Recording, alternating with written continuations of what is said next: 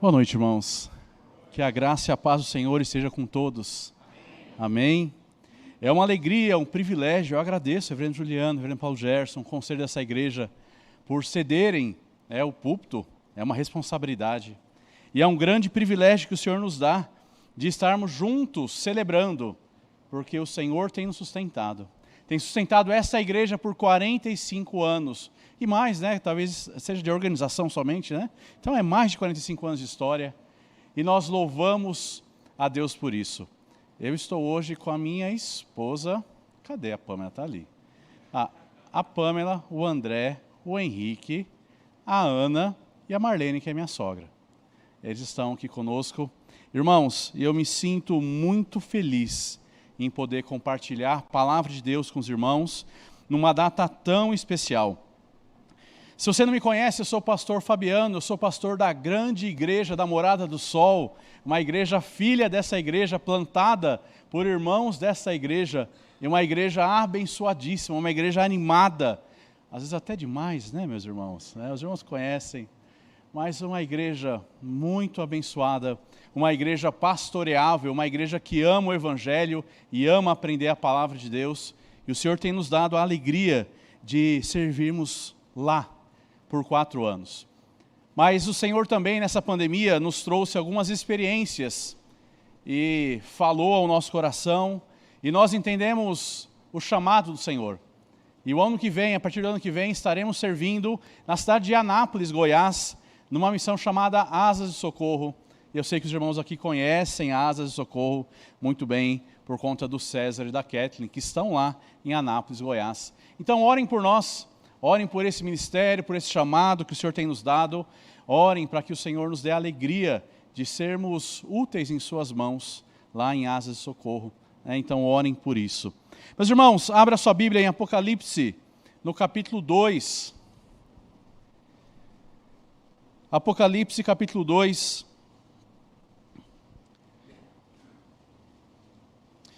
Em 2019 eu estive aqui compartilhando também a palavra de Deus. Eu lembro que naquele dia eu perguntei para os irmãos: vocês conhecem de fato quem é Jesus? E ali nós falamos sobre João, capítulo 1, dos versos 1 a 5. Eu lembro que eu comecei a minha pregação trazendo uma palavra de John Haggai, que é um instituto que forma pastores, forma líderes cristãos do mundo inteiro. Em um dos seus congressos do Haggai, John Haggai, ele afirma: Jesus Cristo, ele é incomparável. E ele começa pegando a descrição da própria palavra de Deus, falando acerca de Cristo. E ele diz assim: Cristo, ele é incomparável. Ele é a coroa do universo, o cumprimento das profecias, o salvador do mundo. Ele é a vox humana na música, é a estética na escultura. Jesus é a mistura mais aprimorada de luz e sombra em toda a pintura. Jesus é o ápice da realização em todo o empreendimento. Para o artista, Jesus é o suprassumo da beleza. Para o arquiteto, ele é a pedra fundamental. Para o astrônomo, ele é a estrela da manhã. Para o padeiro, ele é o pão da vida. Para o biólogo, ele é a própria vida. Para o construtor, Jesus é o alicerce seguro. Para o carpinteiro, ele é a porta. Para o médico, ele é o médico dos médicos. Para o educador, Jesus, ele é o grande mestre. Para o engenheiro, ele é o novo e vivo caminho. Para o geólogo, Jesus se mostra como a rocha eterna. Para o escritor, Jesus é a palavra viva. Para o fazendeiro, Jesus é o semeador e o Senhor da colheita. Para o florista, Jesus é a rosa de Saron e o lírio dos vales. Para o paisagista, Jesus é a videira verdadeira. Para o juiz, Jesus é o justo juiz de toda a humanidade. Para o jornalista, ele é a boa nova de grande alegria. Para o filósofo, ele é a sabedoria divina. Para o pregador, ele é a palavra de Deus. Para o estadista, ele é o desejo de todas as nações. Para o trabalhador, ele é o provedor de descanso. Para o pecador, Ele é o Cordeiro de Deus que tira o pecado do mundo. Para o cristão, Ele é o Filho do Deus vivo, o Salvador, o Redentor e Senhor. Para o discípulo, Jesus, Ele é o comandante geral, que dá ordens com clareza incondicional e inconfundível. Jesus é incomparável.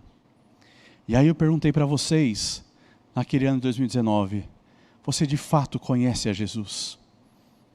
E aí nós olhamos para quem é Jesus a partir de João, capítulo 1, dos versos 1 a 5. Agora a minha segunda pergunta para vocês é, se vocês já sabem quem é Jesus, há 45 anos vocês têm carregado nessa cidade o nome de Jesus. O que saber, o que conhecer o nome de Jesus tem mudado na sua vida? O que tem mudado na história dessa igreja? E eu queria que nós olhássemos, a partir então da carta do Senhor Jesus à igreja em Éfeso. Apocalipse capítulo 2, do verso 1 até o verso 7, diz assim a palavra de Deus. Ao anjo da igreja em Éfeso escreve: estas coisas diz aquele que conserva na mão direita as 7 estrelas e que anda no meio dos 7 candeeiros de ouro. Conheça as tuas obras, tanto o teu labor como a tua perseverança, e que não pode suportar homens maus, e que puseste à prova os que a si mesmos se declaram apóstolos e não são, e os achaste mentirosos, e tens perseverança, e suportaste provas por causa do meu nome, e não te deixaste esmorecer. Tenho, porém, contra ti, que abandonaste o teu primeiro amor. Lembra-te, pois, de onde caíste, arrepende-te e volta à prática das primeiras obras, e se não, venho a ti, e moverei do seu lugar o teu candeeiro, caso não te arrependas. Tem, contudo, a teu favor que odeias as obras dos nicolaítas, as quais eu também odeio. Quem tem ouvidos, ouça o que o Espírito diz às igrejas. Ao vencedor, dar-lhe-ei que se alimente da árvore da vida, que se encontra no paraíso de Deus. Senhor, nós te louvamos por tua palavra. Continue, Senhor, falando aos nossos corações, e que o Senhor seja adorado através da exposição e da compreensão da tua vontade para as nossas vidas. É o que nós oramos no nome santo de Jesus. Amém. Meus irmãos, eu gosto das cartas do Senhor em Apocalipse. Porque todas as cartas você vai perceber Jesus como alguém próximo à sua igreja. Como o pastor disse logo no começo do culto, se estamos aqui é porque o Senhor tem nos sustentado. Não é porque nós somos bons nisso ou bons naquilo. Não é pela nossa capacidade, não são pelos nossos recursos, mas se estamos aqui, completando mais um ano de existência, de organização, é porque o Senhor tem nos sustentado. Apesar das situações, apesar das dificuldades, apesar das perseguições, apesar de tantos modismos e ideologias e tantos ismos, ainda assim, o Senhor tem sustentado as nossas vidas, e o Senhor tem conduzido a sua igreja, e isso você não pode esquecer. Por isso que a carta começa, diz, essas coisas diz aquele que conserva na mão direita as 7 estrelas, e que anda no meio dos 7 candeeiros de ouro. Irmãos, isso é muito bom. Eu lembro que uma das nossas férias, viagem de férias, nós gostamos de viajar, eu, a Pamela e as crianças, nós gostamos muito de viajar. E nós fomos para uma cidade chamada Lins, aqui no interior de São Paulo, perto ali, depois de Bauru, tem um hotel ali de águas termais, e nós gostamos de ficar ali na água quente, o dia inteiro cozinhando ali, né, naquela aguinha morna. E eu lembro que o meu filho André não sabia nadar direito ainda, e ele ficava ali com muito medo, e eu falei, André, relaxa, o pai está aqui, está tranquilo, bora para a piscina. E ele chegava com boia, tudo que você imaginar, boia, salva-vidas, tudo que você imaginar, GPS, e aí ele segurava em mim assim, segurava e ele agarrava, e ele segurava e ele queria... Eu falei, André, calma cara, sossega, o pai está aqui. Larga meu pescoço, larga minha cintura, estica a sua mão. Mas o pai está aqui. Irmãos, ele ficava tentando segurar com toda a força. Você conhece como que é criança. Mas sabe qual que era a grande diferença? Não era a força que ele aplicava para se segurar em mim, mas o que realmente, de fato, ia dar segurança para ele, era a minha mão segurando a mão dele. Eu falei, André, relaxa, o pai está aqui. Irmãos, é justamente assim que o Senhor começa essa carta. O pai está aqui. Eu estou aqui no meio. Eu estou andando com o meu povo. Eu caminho entre vocês. E eu estou com vocês nas minhas mãos. Às vezes as pessoas acham que a salvação, ela depende de você segurar forte na mão de Deus. Segura na mão de Deus e vai. Mas, irmãos, a salvação, ela depende única e exclusivamente da mão forte e poderosa do Senhor, que não nos deixa escapar, não nos deixa cair das suas mãos. É isso que garante a nossa eternidade, mas é isso que garante também os nossos dias aqui. Nós oramos pelas eleições, e eu vejo irmãos preocupadíssimos. Mas e se isso acontecer? E se aquela coisa acontecer? E se isso acontecer? Eu falei, meus irmãos, eu nunca vi o povo de Deus, na história do povo de Deus, estar na dependência de qualquer governo humano. É claro que Deus usa os governos humanos, nós temos certeza disso. Deus usa conforme Ele quer, na sua vontade soberana. Mas, irmãos, o grande segredo do povo de Deus é que o seu Deus sempre esteve ao seu lado, sempre andou com o seu povo, sempre esteve entre o povo, e esta é a grande garantia do povo de Deus, essa é a grande garantia da igreja presbiteriana de Indaiatuba, da Morada do Sol, da Betel e de tantas igrejas que de fato servem ao Senhor. Esta é a grande garantia. Meus irmãos, descansa. Descansa. Que o Senhor é quem está sustentando as nossas vidas. Não é você se agarrando a Ele que garante alguma coisa, mas é Ele segurando firmemente nas suas fortes e poderosas mãos. Você, a sua igreja, a sua obra. É isso que de fato garante essa igreja por mais 45 anos, por mais 100 anos. Eu espero que o Senhor volte antes, mas é isso. E o texto continua, mantenha sua Bíblia aberta, que nós vamos caminhar sempre pelo texto. Ele fala, eu conheço as tuas obras. Meus irmãos, o Senhor Ele é presente nas nossas vidas. Ele não apenas sabe quem você é, mas Ele conhece você no mais profundo do seu ser. O Senhor conhece a sua intimidade, conhece a intimidade dessa igreja. O Senhor conhece o desejo no coração. O Senhor não apenas, Ele conhece de forma superficial, mas de forma profunda. O Senhor conhece, Ele fala, eu conheço as tuas obras. Eu conheço a igreja em Éfeso. Se você lembrar lá em Atos, você vai lembrar que a igreja em Éfeso, ela foi plantada pelo apóstolo Paulo. Um profundo conhecedor da palavra de Deus, de toda a lei, um grande conhecedor da lei de Deus. E alguém que teve um encontro com o Senhor Jesus. E aquele que percebeu que toda a lei apontava para Cristo e falava de Cristo, e Jesus Cristo é o cumprimento de toda a lei. E ele percebeu que a lei por si só, ela não conseguia conduzir à salvação, mas ela apontava para aquele que traria a salvação por sua graça. E o apóstolo Paulo, ele fica por 3 anos, compartilhando, ensinando, exortando, incansavelmente, a igreja na cidade de Éfeso, uma das maiores cidades da Ásia. E depois de um tempo, nós temos a carta de Paulo aos Efésios.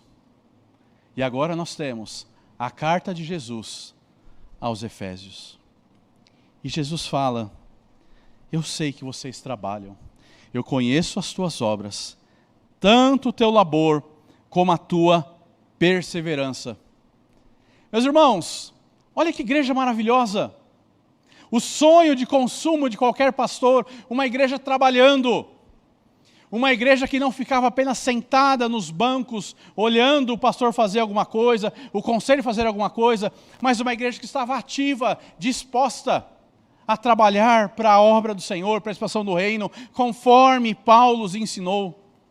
O apóstolo Paulo, ele mostra toda a sua teologia, mas ele também sempre nos mostra que toda teologia, se ela não for praticada ou se não se tornar prática, ela não serve para nada. A teologia que o Senhor nos mostra, que Paulo nos ensina, que a palavra de Deus nos orienta, ela deve ser vivida, ela deve ser praticada, e ela deve render frutos, ela deve frutificar no nosso trabalho, no nosso evangelismo. E essa era a igreja em Éfeso, uma igreja que trabalhava, conheça as tuas obras, tanto o teu labor como a tua perseverança. Era uma igreja que não tinha problemas com as dificuldades. Aqui a palavra perseverança no grego, ela não está apenas dizendo que você continua avançando, mas que você avança apesar das dificuldades. Apesar das perseguições, você continua trabalhando, você continua avançando, você continua firme em toda a boa doutrina que você aprendeu lá do apóstolo Paulo, e você fala, uau! É essa igreja que eu quero congregar. Uau! É isso que de fato eu quero. Eu quero estar numa igreja bíblica, numa igreja que trabalha, numa igreja que persevera. Irmãos, e isto sim é uma necessidade. Isto sim é uma grande bênção. Este ano, o Senhor nos deu a alegria de participar da reunião do Supremo Concílio, em Cuiabá. Eu estava muito animado para estar na reunião do Supremo Concílio. Não apenas porque era uma novidade para mim, não apenas por isso, mas principalmente, eu queria saber quem era a minha igreja. Sou pastor presbiteriano, amo ser pastor presbiteriano, mas eu conhecia o meu presbitério, eu conhecia os pastores dessa cidade, alguns pastores de Santo André, alguns de outras regiões, mas de fato, quem é a minha igreja? Quem são os pastores? Quem são os líderes da minha igreja? E eu queria saber, eu queria entender se valeria a pena eu morrer pela minha igreja local, ou se valeria a pena eu morrer pela minha denominação. Irmãos, e com este desejo, eu fui e participei da reunião. E voltei assim muito feliz, muito aliviado. Que eu percebi que a igreja presbiteriana, ela prefere rachar do que abrir mão da doutrina. Ela prefere rachar do que abrir mão da palavra de Deus, da fidelidade às Escrituras. E eu falei, louvado seja Deus por isso. Louvado seja Deus por isso. E eu voltei para a minha igreja animado. E eu falei, meus irmãos, vocês estão, sim, numa igreja bíblica. Numa igreja apaixonada pelo Evangelho, numa igreja que tem paixão em estudar a palavra, e isso é uma alegria, isso é uma grande bênção, e isso é uma grande necessidade. E assim era a igreja em Éfeso, trabalhava, perseverava, e não pudesse suportar homens maus, e que puseste à prova os que a si mesmos se declaram apóstolos, e não são, e os achaste mentirosos. Às vezes eu vou por aí, nas viagens missionárias, e a gente acaba indo para as mais diversas igrejas, os mais diversos lugares, e às vezes eu vejo cada coisa acontecendo por aí, e eu penso, na minha igreja não aconteceria, nessa igreja também eu sei que não aconteceria. Meus irmãos, um pastor presbiteriano, ele é muito criterioso em dividir o seu púlpito. É justamente por isso que eu agradeço os irmãos. Porque nós entendemos a responsabilidade. Às vezes tem um irmão que fala, ô pastor, tem um irmão que eu conheço que é uma bênção, que isso, ele é pastor. Eu falei, me fala mais desse irmão. Não, onde que ele está? Onde tem uma pregação dele? De que lugar que ele é? Porque, irmãos, nós somos criteriosos e precisamos, de fato, sermos criteriosos naquilo que é ensinado, naquilo que é falado. Recentemente, alguns vídeos, não, porque vão entrar nas igrejas e vão colocar pessoas para ensinar as crianças nas igrejas. Eu falei, na nossa não. Na nossa igreja não. Porque nós sabemos quem são os professores das nossas crianças. Nós sabemos quem são os professores, as professoras. Nós sabemos quem são os nossos presbíteros. Claro, irmãos, nós não somos infalíveis. Longe de sermos infalíveis. Mas, irmãos, nós temos zelo. E toda a igreja cristã precisa de fato zelar por todo o ensino, por aquilo que é tocado. As pessoas falam, mas pastor, vocês são tão críticos com a música. Eu falei, sabe por quê? Porque o que eu falo aqui, poucos vão se lembrar no ano que vem, mas a música impregna na sua cabeça. E você fica cantando aquela heresia o tempo todo, heresia, heresia, heresia. E para nós pastores ensinarmos, é um trabalhão. E é por isso que nós somos criteriosos. E nós precisamos ser assim, para o bem da igreja. E eu voltei lá do Supremo Concílio felicíssimo, porque eu percebi lá uma igreja criteriosa. Uma igreja preocupada em agradar a Deus e não a homens. Preocupadas em adorar ao Senhor. E não receber elogios ou aplausos de quem quer que seja. Irmãos, e assim também era a igreja em Éfeso. Assim também era a igreja em Éfeso. Não era qualquer um que falava qualquer coisa e os irmãos engoliam. Pelo contrário, eles falavam, está errado, aqui não. Eles foram muito bem orientados e exortados pelo apóstolo Paulo, que dizia, vai acontecer isso. Vai vir perseguição, vai vir mentira de fora da igreja, mas também vai vir mentira de dentro da própria igreja. Vai vir um outro evangelho que não existe, vai vir uma doutrina estranha. E vocês fiquem atentos. Irmãos, e a igreja em Éfeso era tudo isso. Era uma igreja com boa doutrina, uma igreja com boa teologia, uma igreja atenta, uma igreja zelosa. Você fala, uau, é essa a igreja? É essa a igreja que eu quero? É essa a igreja que eu quero servir e levar os meus filhos? E aí o texto continua. E tens perseverança, e suportaste provas por causa do meu nome, e não te deixaste esmorecer. Quantas pessoas têm abandonado o evangelho na primeira dificuldade? Quantas igrejas têm trocado o evangelho por uma filosofia, quando vem os seus bancos esvaziarem porque o pastor foi duro demais, porque falou contra o pecado, porque o pastor foi duro demais, porque ele trouxe a dureza da repreensão do Senhor, da exortação do Senhor muitas vezes, da disciplina do Senhor. E as pessoas, pastor, meus irmãos, você acha que eu não apanho quando eu preparo o sermão? Você acha que nós não apanhamos? Nós somos o primeiro a levar tapa na cara, e a palavra de Deus de fato é dura. Ontem, conversando com um presbítero lá em Santo André, amigo nosso, ele que está vindo para a região aqui de Campinas, e ele começou a visitar algumas igrejas. E ele foi numa igreja que disse, não, aqui a nossa igreja é uma igreja leve. Aqui nós não falamos, não apontamos o dedo para o seu pecado. E ele falou, aqui eu não quero estar. Eu não quero uma igreja leve. Eu não quero uma igreja que fique medindo as palavras. Eu quero uma igreja bíblica. E se a palavra é branda, nós somos brandos. Se a palavra é dura, nós somos duros. Não é invenção nossa.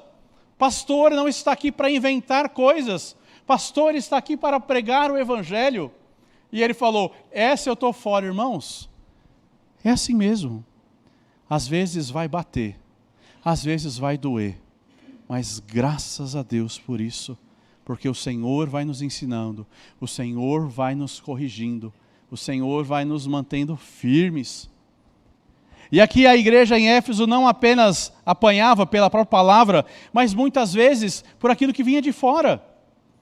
Muitas vezes nós éramos criticados e somos criticados pela forma que nós somos. Outro dia eu vi numa reportagem que nós somos ultraconservadores ou ultra-radicais. Eu falei, louvado seja Deus por isso. É isso que nós somos conservadores. Somos extremamente bíblicos e não abrimos mão de 1 centímetro ou de uma vírgula dessa palavra. É assim. Mas, irmãos, isso vai cansar muitas vezes? Vai cansar. Vai doer muitas vezes? Vai doer. Vão falar mentiras de nós? Vão falar. Pela primeira vez, eu presenciei isso lá na reunião do Supremo.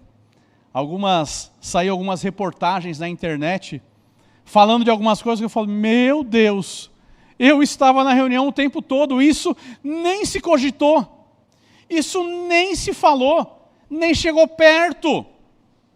Mas lançaram a notícia. E dói. Dói. Dói ver a mentira. Dói em nós. Dói. Muitas vezes dói. Mas apesar de doer, a igreja em Éfeso, ela foi suportando as provas por causa do nome do Senhor. E ela não se deixou abater. É assim, irmãos. Vai acontecer. Seria estranho se ninguém falasse do povo de Deus. Seria estranho se de fato nós fôssemos iguais a este mundo que está nessa bagunça, nessa imoralidade extrema, nessa ausência de Deus extrema. Seria estranho se nós de fato não fôssemos diferentes. Eles vão vir, eles vão cutucar, eles vão buscar incomodar, mas nós não vamos esmorecer.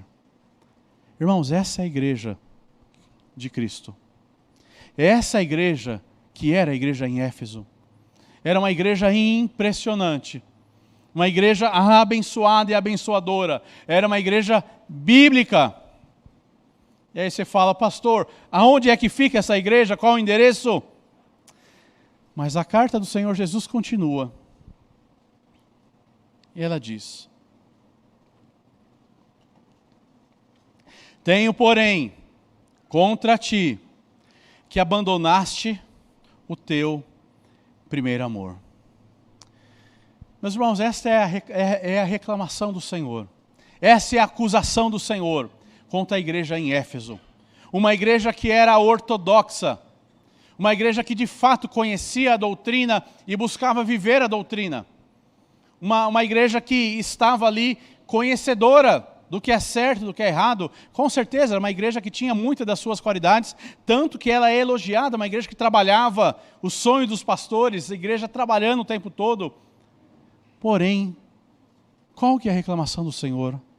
Vocês abandonaram o teu primeiro amor. Você lembra quando você conheceu a sua esposa e você primeiro a pediu em namoro, seu marido pediu em namoro? Na verdade, normalmente o homem que faz isso, né? Mas você aceitou o pedido de namoro? Eu lembro que lá em Santo André, a Pamela, eu tinha 17 anos ainda, e para ir para a casa da Pamela eram 2 ônibus. 2 ônibus. Saí da minha casa, ia até o centro. Do centro eu ia até a casa dela. 2 ônibus. 2 para ir, 2 para voltar. Irmãos, fiz isso por 8 meses. Foi a época do chaveco, né? 8 meses ali, visitando. E ela me ligava na hora do almoço, né? Ela estudava no Senai. E ela me ligava do orelhão, cartão de orelhão para celular. Então você imagina, né? 2 minutos, acabou o cartão, já foram R$15. E ela me ligava todo dia, eu aguardava aquela ligação. E aí eu ia e pegava o ônibus, está chovendo, não tem problema. Não tem problema. Ah, irmãos, nessa época a gente faz tudo. A gente é apaixonado, a gente faz tudo. E hoje, às vezes eu estou deitado, ela fala, amor, vem cá. Oh, meu Deus do céu, vou ter que ir até a cozinha. Vou ter que percorrer esse corredor aqui dos seus 8 metros até a cozinha. Meu Deus do céu. Mas eu também me lembro quando o Senhor me chamou. Você se lembra quando o Senhor te chamou? E que você não se importava se estava chovendo, se estava sol, como é que estava a situação climática. E nem se importava se você tinha dinheiro ou não para vir de ônibus. Se não tivesse, você vinha a pé. E você vinha adorar a Deus e servir a Deus. Você lembra disso? Você lembra do seu entusiasmo em conhecer a palavra de Deus? Em estar nas programações da igreja? Você lembra disso? Meus irmãos, isso é o primeiro amor. Isso é o primeiro amor.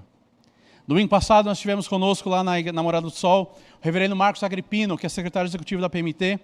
Ele estava trazendo um relato do culto na África.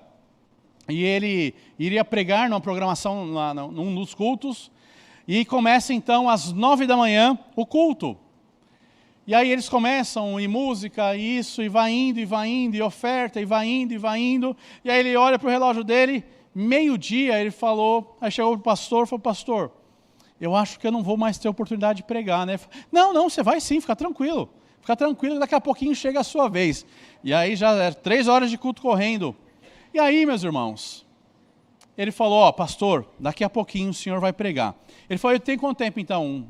Vai ser rapidinho? Ele falou, nós separamos 3 horas por irmão. Mas se o irmão achar pouco, o irmão pode pregar 4 horas, que está tudo tranquilo. Aí o reverendo Marcos Agripino falou, Senhor da glória, vou ter que pregar a Bíblia. Vou mudar a pregação para o Salmo 119. E aí eu sei que o reverendo Agripino pregou lá suas 2 horas e pouco, suas 3 horas. E aí depois que acaba a pregação, o que acontece? Música. E mais louvor, e mais louvor, e mais louvor. E aí por volta das 5 da tarde, irmãos, numa igreja com telha de zinco, sem bancos, apenas troncos, sem ventilador. Às 5 da tarde acaba o culto. E aí o pastor sai, junto com o pastor pregador, e aí as pessoas começam a sair para cumprimentar o pastor. E a hora que a primeira irmã sai, cumprimenta um pastor, ela já se coloca ao lado do pastor. E aí o outro irmão cumprimenta ela e se coloca ao lado dela. E ali eles fazem um cordão de 400 pessoas. E todos são cumprimentados na saída do culto. E aí depois eles voltam 40 quilômetros a pé para suas casas, depois de cultuarem ao Senhor. Eu falo, Senhor, se isso é ser crente, eu não sou crente. Se isso de fato é amar o Senhor, é viver o primeiro amor, eu não vivo, eu não amo o Senhor, se é assim que é. Porque ai de mim se pregar mais do que os 40 minutos, bem que aniversário eu sei que pode, sei que os pastores aqui liberam. Eu posso chegar até 1 hora, eu sei que não vai dar problema. Mas é capaz de alguém levantar e ir embora. Agora não, porque eu falei. Mas você percebe, irmãos, o que é primeiro amor? Você percebe o que é primeiro amor? O que é ser apaixonado pelo Senhor? Você lembra tudo aquilo que você fez pelo Senhor? Das noites que você se dedicou ao Senhor em oração, em trabalho, em suporte na programação da igreja? O tanto de tempo e dinheiro que você investiu na obra do Senhor, no reino, na plantação de igreja, na expansão. Você se lembra? E é justamente isso que o Senhor ele fala à igreja em Éfeso. Não basta ter uma excelente teologia. Não basta ser extremamente ortodoxo. Não basta. Isso precisa ser praticado do fundo do seu coração, todos os dias da sua vida. Por isso que lá em Provérbios 24, ele fala, filho meu, dá-me o teu coração. É justamente isso que o Senhor pede da sua igreja, dá o coração. O coração é o centro da sua vontade, dos seus desejos, de tudo aquilo que você é e tem, está no mais profundo do seu coração. E por isso que o Senhor fala, filho meu, dá-me o teu coração. Porque se você não der o coração ao Senhor, você consegue ser um bom religioso. Você consegue ser um bom conhecedor e um bom teórico. Mas você não consegue viver essa palavra na intensidade em que deve ser vivida. Irmãos, muitas vezes nos nossos casamentos, depois de 10, 20, 30 anos de casado, nós esquecemos essas pequenas gentilezas que nós fazíamos às nossas namoradas ou esposas no começo. E também como crentes, muitas vezes nós corremos o erro de se acostumar com esta vida de crente. Depois de 45 anos, com uma boa e sólida teologia, depois de 45 anos conhecendo a palavra de Deus, nós podemos correr o risco de nos acostumarmos com essa vida de crente. Irmãos, e não é isso que o Senhor quer de nós. Ele quer você com todo o conhecimento possível da sua palavra, mas vivendo isso na maior intensidade possível.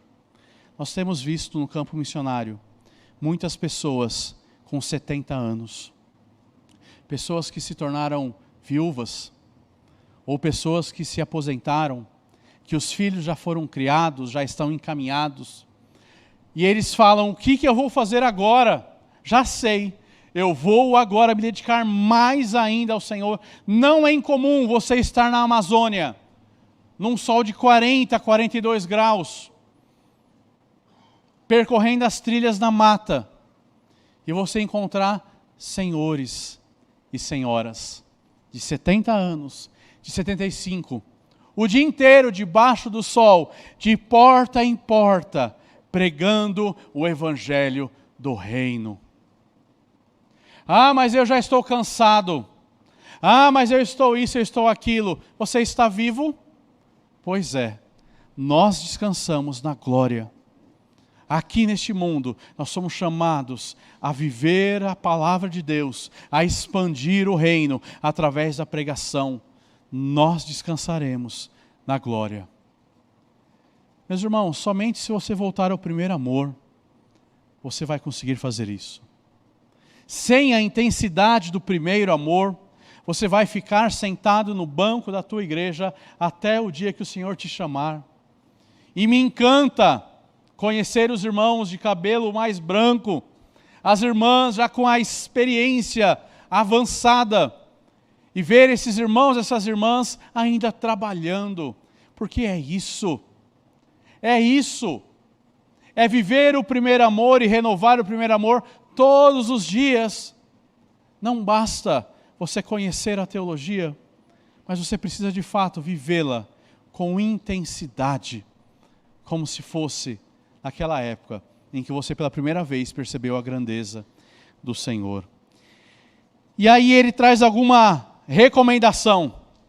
Ele fala: lembra-te, pois, de onde caíste, arrepende-te e volta à prática das primeiras obras. Meus irmãos, aqui o Senhor nos dá uma orientação, nos dá uma sequência, que é uma sequência para a vida cristã. Toda vez que o Senhor te exorta, que muitas vezes o Senhor também te repreende, toda vez que o Senhor fala ao seu coração, e você percebe: opa, de fato, eu tenho me acostumado com essa vida de crente. De fato, talvez eu preciso me animar mais, me dedicar mais, como eu dedicava naquela época. Se você percebe isso, glória a Deus, porque isso é coisa de crente. Porque o ímpio, quando ele é confrontado, ele não está nem aí com nada.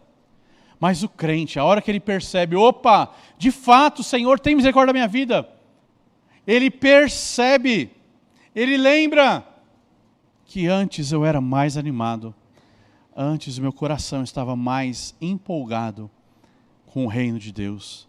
Ele se lembra.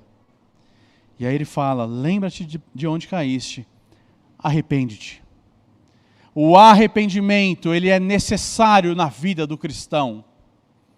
O arrependimento, reconhecer os seus erros, os seus pecados e se arrepender é necessário. Às vezes vem algumas famílias, algumas pessoas para se aconselhar conosco e falam: ah, pastor, isso. E coisas de 20 anos atrás eu falei: você já conversou com Deus sobre isso? Não, eu sei que Deus me perdoou. Eu falei: mas você já falou de forma específica com Ele sobre isso? Não, pastor, nunca. Eu falei: fala com Deus, fala com Ele. Vale a pena você encerrar alguns ciclos, você terminar algumas páginas. É necessário você lembrar, você de fato falar: Senhor, tem misericórdia da minha vida, perdoa esse meu pecado, tem misericórdia dessa minha preguiça espiritual, tem misericórdia, Senhor, dessa minha mornidão, tem misericórdia, Senhor. É necessário você se arrepender. E aí ele fala: e volta à prática das primeiras obras. E se não, venho a ti e moverei do seu lugar o teu candeeiro, caso não te arrependas. Meus irmãos, as pessoas que falam tanto na bênção de Deus hoje, as pessoas que buscam, Deus me dá um carro novo, me dá uma casa nova, Deus me dá mais cabelo, menos barriga. E o pessoal busca cada coisa. Vocês já viram umas loucuras por aí? Tem umas igrejas aí que prometem uma unção do emagrecimento, e a pessoa começa a emagrecer ali. Eu falei, Senhor da glória, olha só esse negócio, como é que eles fazem isso? Mas irmãos, sabe o que as pessoas não percebem? As bênçãos que o Senhor nos dá. E as bênçãos que o Senhor tem dado a essa igreja. É o privilégio de nós continuarmos pregando o seu Evangelho. Isso é uma das grandes bênçãos da igreja cristã. Continuar aqui, porque irmãos, se Deus não quisesse, essa igreja não existiria mais. Se Deus tem permitido a existência dessa igreja, é porque o Senhor tem de fato sustentado, e tem se alegrado, e tem permitido o trabalho dessa igreja. Eu louvo a Deus, porque um dia o Senhor iluminou o conselho dessa igreja, e falou, vamos plantar uma igreja na Morada do Sol. Eu agradeço, irmãos, de coração a essa igreja, pelo carinho que os irmãos tiveram com aquele bairro. E aquele bairro lá, ele ainda cabe mais umas 3 igrejas, só ali. Eu estou indo para Anápolis, uma cidade com 400 mil habitantes, com 14 igrejas. Nós temos muito o que fazer na cidade de Indaiatuba. Nós temos muito o que avançar ainda na cidade de Indaiatuba. E este é um dos grandes privilégios que Deus dá à igreja. Seguir pregando o seu Evangelho, seguir sendo luz a esta nação que está em trevas. Às vezes as pessoas falam, mas pastor, o Brasil é muito bom, que Deus não permita um governante ruim. Eu falo, irmão, a minha preocupação é que olhando para o Brasil, só pela graça e misericórdia, porque nós somos uma nação em trevas. Nós somos uma nação idólatra. Nós somos uma nação pagã. Nós somos uma nação com uma cultura da esperteza, do jeitinho. E eu falo, Senhor, quanto que nós precisamos avançar como igreja cristã, reformada, sólida, doutrinária. Quanto nós precisamos ainda avançar nesse país. Senhor, tem misericórdia. Tem misericórdia. Porque o nosso país ainda precisa muito conhecer o Senhor. Precisa da luz de Cristo. E isso não vem pelo governo. Isso vem pela igreja. É o privilégio que o Senhor nos dá. O Deus que não precisa de nada. Mas Ele nos permite participar da sua obra. Por isso, meus irmãos, sigam plantando igrejas. Fiquei muito feliz. Outro dia, tomando um café com o reverendo Paulo Gerson, falando sobre a retomada do trabalho no Jardim União. Fiquei muito feliz. Felicíssimo. Em saber que os irmãos continuam com o desejo de plantar mais igrejas. E a minha orientação é, plantem mais ainda. Mais. Lançou lá um loteamento, compra terreno. Compra 2, compra 3, compra 4. Porque lá na Morada do Sol está pequenininho, irmãos. Se os irmãos quiserem comprar mais um terreno lá, nós agradecemos também. Mas, irmãos, invistam no reino. Porque este é o castigo que Deus dá. Eu tiro vocês daí. Eu tiro vocês daí. E vocês vão perder o privilégio de compartilhar a luz de Cristo. E ele continua, tens contudo a teu favor, que odeias as obras dos nicolaítas. O texto bíblico não fala muito sobre os nicolaítas, mas possivelmente é uma seita antinomista. É uma seita que diz que a lei já foi, você vive de qualquer jeito, está tudo tranquilo, o importante é a graça. E isso também não é bíblico, porque Jesus nunca veio revogar a lei. Mas ele termina dizendo, quem tem ouvidos, ouça o que o Espírito diz às igrejas. Ao vencedor, dar-lhe-ei que se alimente da árvore da vida, que se encontra no paraíso de Deus. Meus irmãos, o meu desejo é que o Senhor de fato use essa igreja. Se o Senhor tem usado, e eu sei que tem, eu quero que o Senhor use mais. Se tem pessoas aqui que têm uma excelente doutrina, um bom conhecimento que nesses 45 anos aprenderam a partir dos púlpitos e das salas dessa igreja, eu quero que vocês conheçam mais. Se vocês são apaixonados, e eu conheço alguns irmãos aqui de grande experiência que são apaixonados, eu quero que daqui saiam irmãos mais apaixonados ainda. Irmãos que não meçam esforços, irmãos que não meçam recursos, irmãos que doem o seu tempo, a sua inteligência, a sua capacidade, o seu dinheiro, as suas orações, para que o reino se expanda a partir dessa igreja. Este é o meu desejo. Este é o meu desejo. Que se de repente você, por qualquer razão, perdeu o ânimo, e o seu coração não arde mais pela expansão do reino, que a partir de hoje, que a partir desse mês de comemorações, seja uma mudança na sua vida, e você chegue e fale, pastor Juliano, aonde eu posso servir? Me dá alguma coisa para fazer, pastor, me ajuda, eu preciso servir, eu preciso colocar tudo aquilo que eu já tenho, tudo aquilo que eu aprendi nesses anos, eu preciso colocar em prática, eu preciso fazer isso acontecer, eu preciso. Meus irmãos, esse é o nosso desejo. Este é o nosso desejo. Que Deus use mais esta igreja. E se você já está pensando em pendurar chuteiras, faz isso não. Passa mais uma graxa, dá aquela lustrada, dá aquela lavadinha e bora para o campo, que ainda tem muito jogo. O jogo só acaba quando o juiz apita e pega a bola. Enquanto não apitar, irmão, fique aqui animado, servindo a Deus, servindo ao reino, doando tudo aquilo que você é e que você tem. E se você quiser conhecer o campo missionário, você me procura. Vai ser um prazer fazer uma viagem missionária com os irmãos.